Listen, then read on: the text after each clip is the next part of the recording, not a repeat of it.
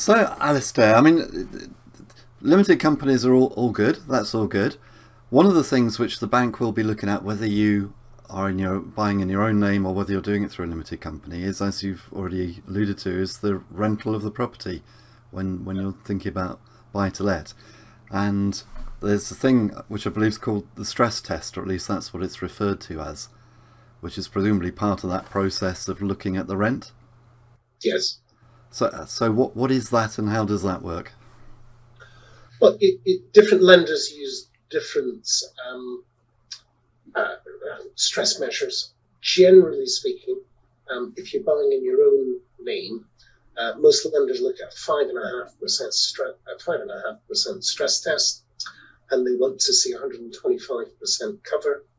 That's for a basic rate taxpayer, or 145% cover if you're a higher rate taxpayer. Limited companies benefit from the 125% rent cover pretty much from every lender involved in the limited company sector. The stress rate is lower if you take out, for example, a longer term fixed rate of 5 years or more. And this is where there is a degree of complexity. Some lenders use a 4 or 4.5% notional rate. Other lenders in the specialist sector will actually use the pay rate. So whatever the 5-year pay rate is, so it could be, for example, 3.49%. If you're buying through a limited company, then that'd be 125% times 3.49%. And that assessment is against the borrowed money.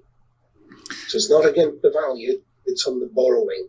So that's the minimum level of rent cover required to service the loan using those stress rates, stress test rates. Right. So it is complicated.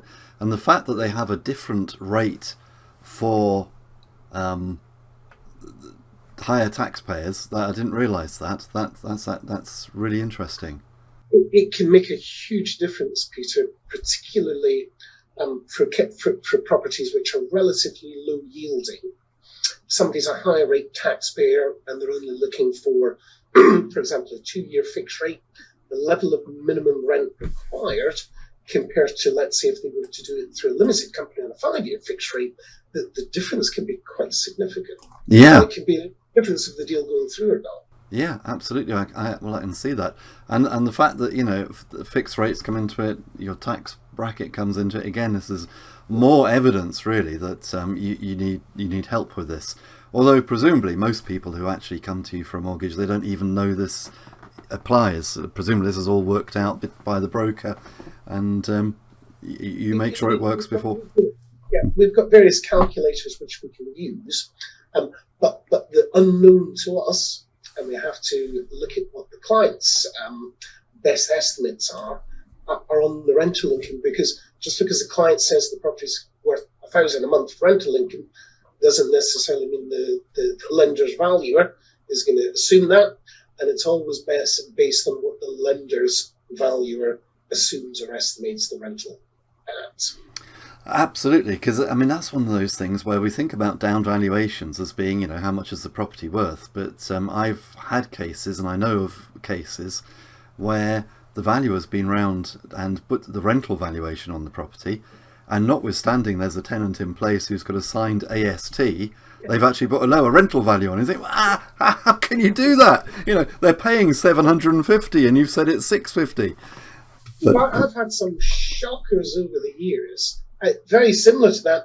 The good news is most lenders will actually consider an appeal, and by and large it should be successful if you've got a signed lease agreement and you've got evidence through a couple of months' bank statements or a letting agent confirming in writing. Generally speaking, most lenders will uphold those appeals. Not all, but most will. If it's a question of, look, we've got a rental income coming in saying X, the valuer's valued it at less than that. More often than not, we can challenge them successfully. Well, good. That is common sense. It's unusual to get common sense, I think, in that type of situation, but that is good. I'm glad about that. I hope you found this video useful and informative, and if you did, then please come over to my website, www.thepropertyteacher.co.uk, where you'll find loads more great property related resources, including free special reports to download and my best-selling series of ebooks, which includes the Successful Property Renovators Workshop, 63 common defects in investment property and how to spot them. And if you're just starting out in property, or if you want to grow your portfolio, you may be particularly interested in the Successful Property Investors Strategy Workshop, in which I'll take you through exactly how I started and built my property portfolio, starting literally with none of my own money, and how I built a portfolio of £2 million worth of property in just 4 years. And that was starting from scratch. I'll take you through everything that I did right so that you can copy me and do the same. And I'll also show you everything that I did wrong so that you can avoid the mistakes that I made, and so that you can progress in property and be far more successful far more quickly than I ever was. And this is based upon my own real life experience, and it took me about 4 years to actually work out how to do property investing properly.